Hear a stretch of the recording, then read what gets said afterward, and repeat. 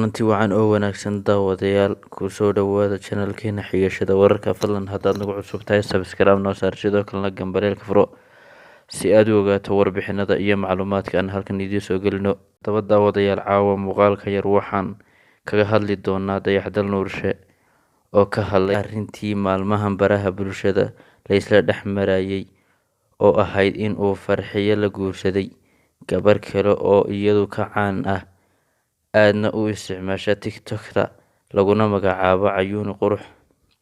Message dheer oo uu soo dhigay Facebook-giisa, Dayax-Dal Nuurshe ayaa u qoray sida tan: Assalaamu calaykum dhammaan, waad waalateen, weliba xadka ayaad wada dhaafteen dhammaan dadka beenaalayaasha ah. Farxiyo ma aha xaaskayga kaliya ee waa caruurtayda hooyadood kaliya, intaasna ma ahe waa saaxiibaday, waana taladayda, waana noloshayda, waa farxadayda, waa go-aankayga koowaad. Cidna si gaara uma ataagayo, balse faraha kala baxa arrimaha aniga iyo xaaskayga. Dadka waaweyn ee YouTube-yada ka soo qorayo Farxiyo iyo Dayax baa kala tegay ama gabar kale la guursaday, waxba uma dhimayo gabadha Soomaaliyeed, iyadana faraha ka qaada, beentana ka daaya fadlan.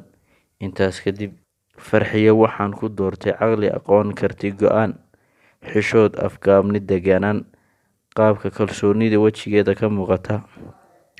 Intay ila noolayd maalin cid codkeeda ma maqal,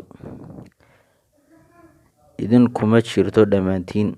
Gabadhaasi waa dayuurad aan baalasheedu cidna lama yose ee nolosheeda iyo noloshaydu waa isku mid, waxaana looga yeeraa boos markay guri joogto, oo macnaheedu yahay thank you.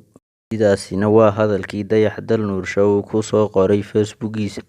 Sidaas darteed, waxaan idiin xaqiijinaynaa haddii aanu nahay bahda xigashada wararka inaysan jirin xantii laga xamanayay maalmahan baraha bulshada ee la isla dhex marayay ee ahayd in Dayax-Dal Nuurshe xaaskiisa la guursaday.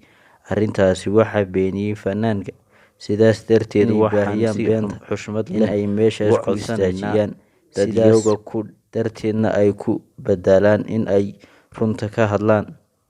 Inta aan muuqaalkiisa ku kulmayno, waxaan idinkaga wada tegaynaa haddaanu nahay bahda xigashada wararka, sidaas iyo nabadgelyo.